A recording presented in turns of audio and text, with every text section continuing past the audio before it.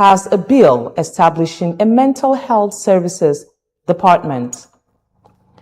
On the foreign scene, the United States will work closely with Iran, says the United States President Donald Trump. Now the news in full.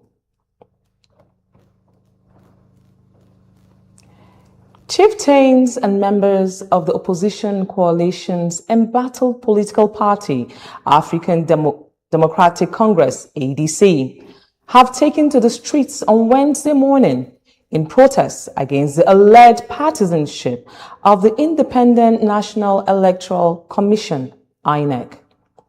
The protests currently taking place in Abuja involved a procession to the INEC headquarters in the capital city. Announcing the development via his verified social media handle, former Vice President Atiku Abubakar described the protests as peaceful and aimed at safeguarding our democracy and preventing the enthronement of a dictatorship.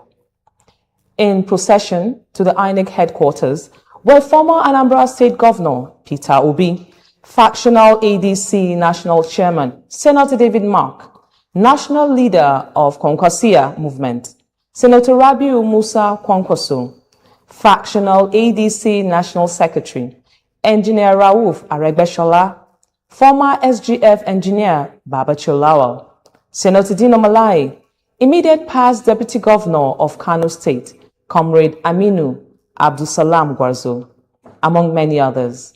Also joining the procession was a popular activist and electoral reform campaigner, Peter Randy Aka, and a mammoth crowd of ADC members and supporters.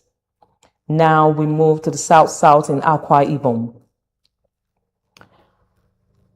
The Akwa Ibom State House of Assembly has passed a bill establishing a mental health service department to regulate and improve mental health care delivery across the state, replacing a law that dates back over a century.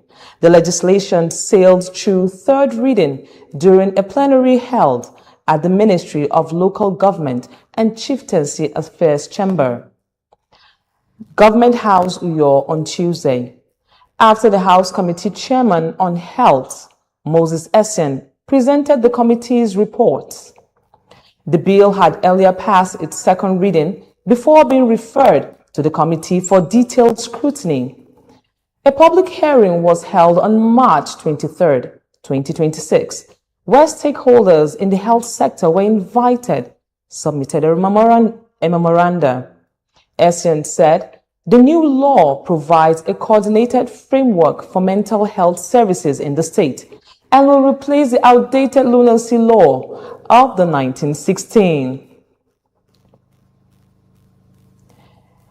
A coalition of civil society organizations, CSOs, has lamented that despite federal budgets exceeding 100 trillion naira in the last 2 years, Nigerians are worse off, with worsening poverty, failing public services, and deepening inequality. Similarly, former presidential candidate Peter Obi questioned the federal government's latest approval of 3.3 trillion to settle debts in Nigeria's power sector, warning that repeated financial interventions without visible improvement in electricity supply raise serious concerns about accountability and efficiency. Relatedly, civil society groups and labor raise concerns over persistent constitutional and statutory breaches in management of Nigeria's revenues by the President Bola Tinubu administration in a joint statement yesterday. The group said the unprecedented scale of government spending now surpasses the total budget between 1999 and 2017 and had not translated into tangible improvement in the citizens' lives. The organizations are Civil Society Legislative Advocacy Center, CISLAC, Yaga Africa, Budgets Foundation, Socio-Economic Rights and Accountability Project, SERAP, Amnesty International Nigeria, AIN, and Center for Democracy and Development, CDD, amongst others. Now we move to insecurity in the country. Tensions has heightened in Angwaru-Kuba community in Jos North, local council of Plateau State yesterday, as angry women took to the streets carrying leaves, chanting songs to stop the planned mass burial of victims of the Palm Sunday deadly attack by gunmen. Meanwhile, the death toll from the attack has risen from 33 to 33. The Chief of Staff, Government House Jos, Jeremiah Satmak, who represented the Plateau State government during the funeral service yesterday at Ekwa Church in Angwaru-Kuba, confirmed the updated figure. He also commiserated with the families of the victim and assured them that efforts were on the way to uncover the motive behind the killings and bring the perpetrators to justice. The protesting women, joined by some youth, blocked the entrance of the church where the funeral was scheduled. They cited allegations that military authorities had arrested 3 youths from the community in connections with the investigations into the killing.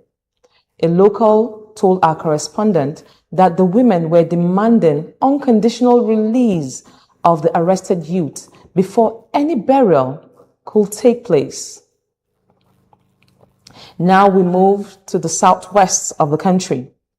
Kwara State. The Kwara State Governor, Abdurrahman Abdurrazak, has warned against disclosing sensitive information on troops' movement, saying such actions are aiding bandits and endangering the lives of security personnel. The governor spoke on Tuesday during a visit to the soldiers injured in a recent ambush, where he said some members of the public provided intelligence that enabled attackers to target troops. He also described the practice as sabotage, stressing that security operatives are making significant sacrifices to keep the country safe. Last Thursday, at least 5 residents and 3 soldiers were killed in attacks by suspected bandits in Mari and Dina communities in the Patigi local government area of Kwara State, where several women and children were also abducted during the raid. You're watching Skyline TV News. More reports after the break. Please stay with us.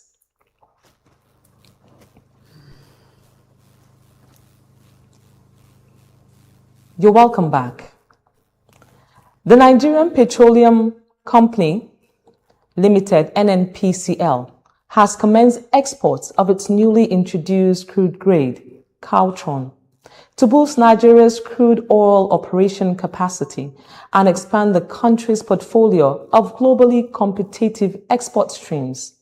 Meanwhile, West Texas Intermediate, WTI, crude surged to $115.8 per barrel, its highest level since April 2008, as President Donald Trump warned that a whole civilization will die tonight.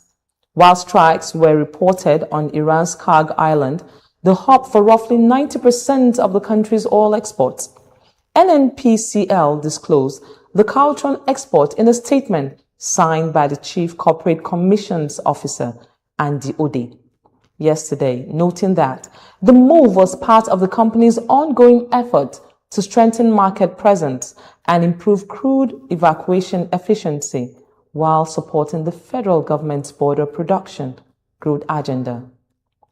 Caltron Blend crude, the latest addition to Nigeria's basket of crude grades, has an American Petroleum Institute, API, gravity of 36.4, placing it firmly with the light sweet category comparable to Bonny Light, and highly valued in the global market for its superior petrol and diesel yields. Now we move to the foreign scene. The United States and Iran has agreed to a 2-week ceasefire brokered by Pakistan, suspending a 6-week-old war that has killed thousands across the Middle East and caused unprecedented disruptions to the world's energy supply.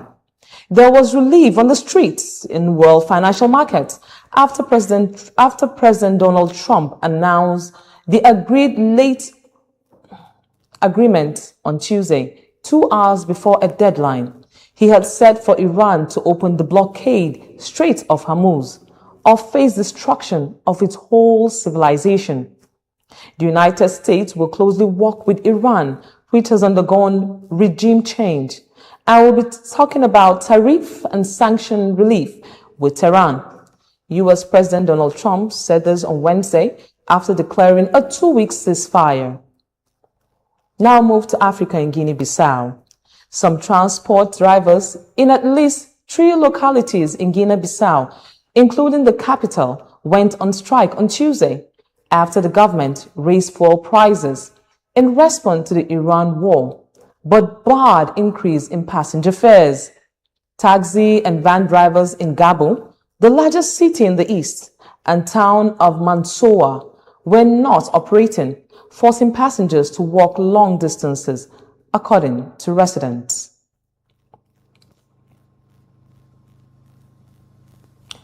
That is the news on Skyline TV. I am Moreno Haniel. Thank you for staying with us.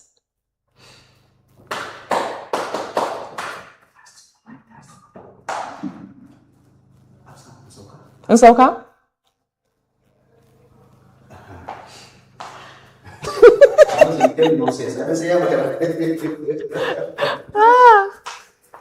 Nice one, but we need to work on her voice control and also your. Okay. Also, you need to.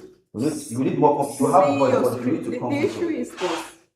All this while we sat there, then you're doing all those things. Well, I need to chew your script. Because once you chew and have it here, you cannot express. Whenever you go, you will not be forgetting. No, second children are going. You'll never be forgetting. Your script, some words. You'll not be skipping or repeating it again. And once you mistake a word, then you have to take the whole sentence, so that you can be able to have a meaningful sentence. You understand? Aside from today, it's half better than yesterday. Yeah. Yesterday was like, she was like blind. She was seeing and now she was coming out. How do you feel now? Next script. How do you feel? You guys are just in front of I'm not doing anything now. Just say oh. Please, let me try my boyfriend. Jealous. Oh my God. So you're coming.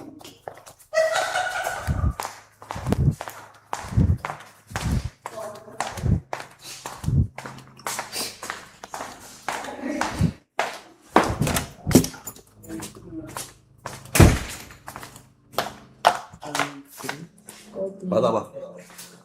Okay, thank you.